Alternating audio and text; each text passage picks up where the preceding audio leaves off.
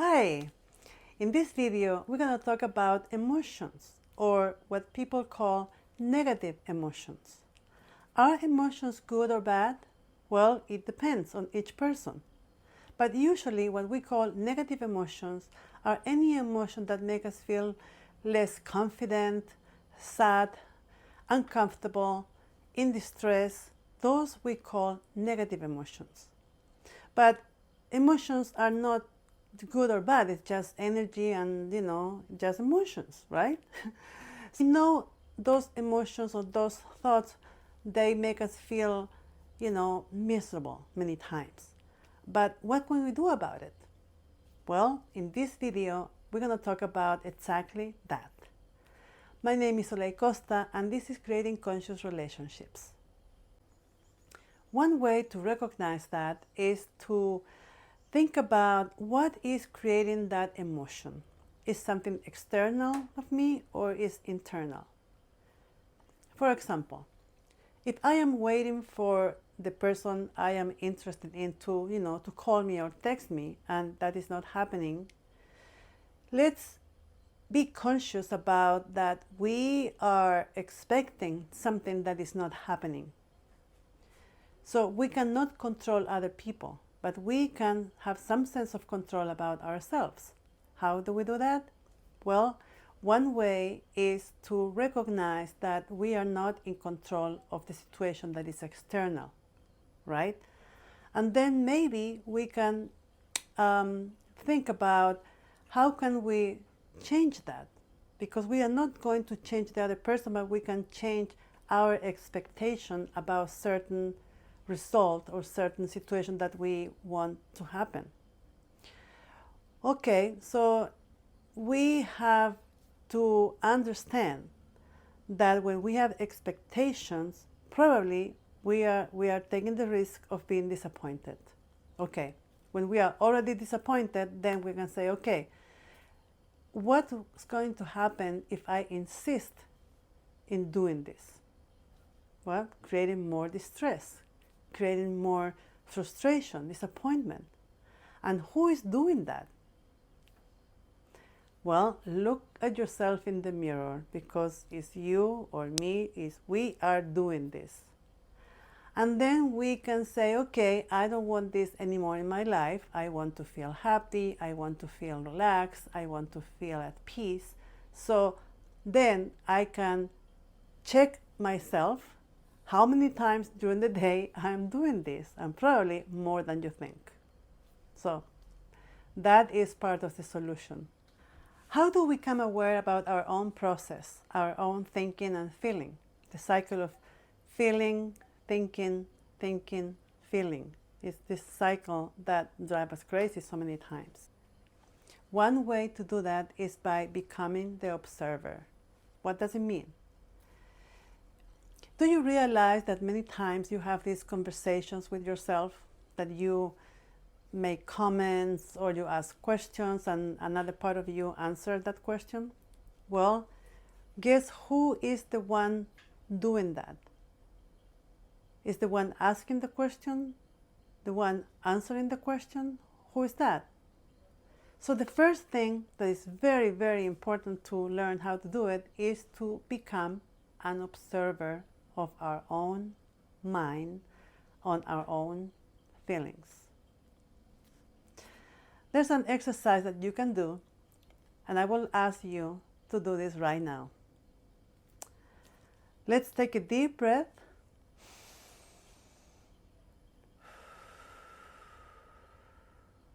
And now, wait until the next thought comes to your mind. Just take your time.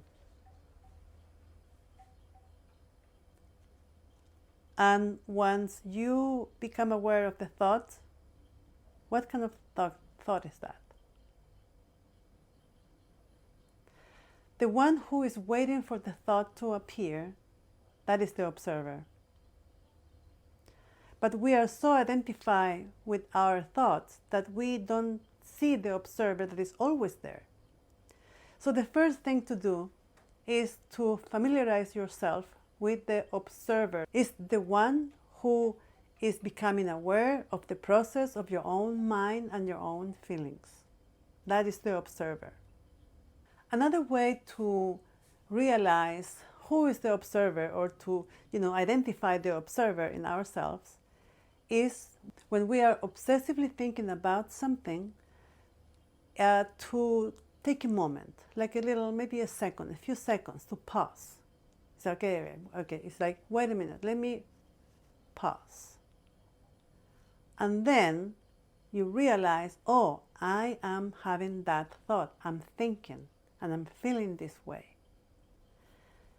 Little by little, this requires a lot of practice, because we are so used to continuously thinking and adding more thoughts to the one that is coming, and then we continue doing that, and we're going, endlessly in this cycle. And we believe that we cannot stop, but actually we can. The problem is that we don't know how. Well, one way is by, taking a break or making a pause. Okay, I pause. And then I say, I'm just thinking. Okay, we are in the present moment, we are in this body, and we are just thinking. And the nature of our thoughts can make us feel good or bad about ourselves. So you see, you are always in control, but you don't realize that. The next thing that is difficult is how to cut the cycle of obsessively thinking about a particular issue. It's just a matter of making a decision to see and to become aware what is that we are thinking, and then just not pay attention to that. Of course, the first difficulty, if you practice meditation or you have been trying to practice meditation, is it is so hard to take some distance from our thoughts. It's always there, and it's not going to stop. But what we can do is to take some distance from that thought. It's like, okay, I recognize that is a thought, but I'm not going to engage in it. My way to do that was, I was imagining that thoughts were like horses running. And I somehow, taught myself to see the horses running and decide not to jump onto them, not to go with them. It's just, okay, horses running by, they're running by, I'm here, they're there, I'm here now. That is one way. You can create your own way. You can create your own way to, something that helps you to stay present in this moment and recognize that there are thoughts coming. And sometimes you recognize the thoughts you're having are kind of so weird and bizarre because they don't make any sense. Because part of our mind is always creating thoughts, because that's what the mind does. And we can stop that, but we can decide not to engage with them. That's the only thing that we can do. All right? With practice, becoming the observer and recognizing the thoughts and knowing that we are not the thoughts, we are creating them, then it's just about practice, and more practice. But we cannot change something that we don't know that exists.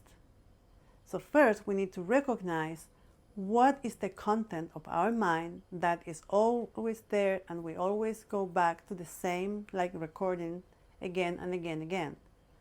And then we can think about how to replace that with something better.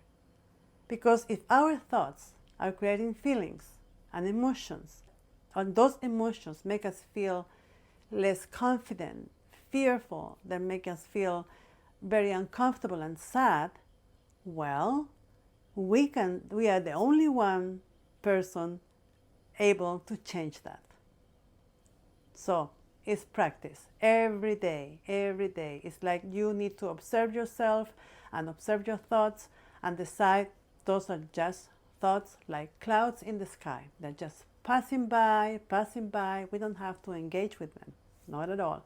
Especially when they make us feel bad about ourselves, uncomfortable, okay? Not proud about ourselves. We can change that. Just practice. Once you are able to observe your thoughts and observe your feelings and your emotions, you may be able to change that. How's that?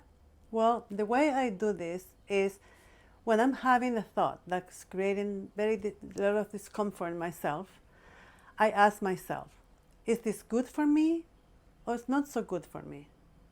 And when I decide that that particular thought and that creates certain feelings is not good for me, I decide, okay, I change. I let that go. I'm not going to engage with that. And then I do something else.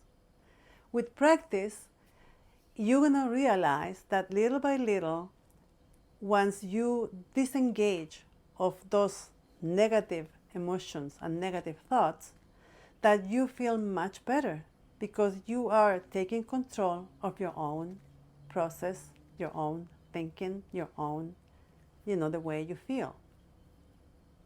See, the power is always yours. You are the one with enough power to decide what is good for you and what is not good for you. See, it's simple because reality is one thing, but what we think about reality is a totally different story. So I invite you to practice.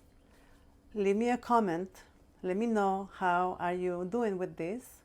And remember to subscribe and stay tuned for more videos. Thank you and see you next time.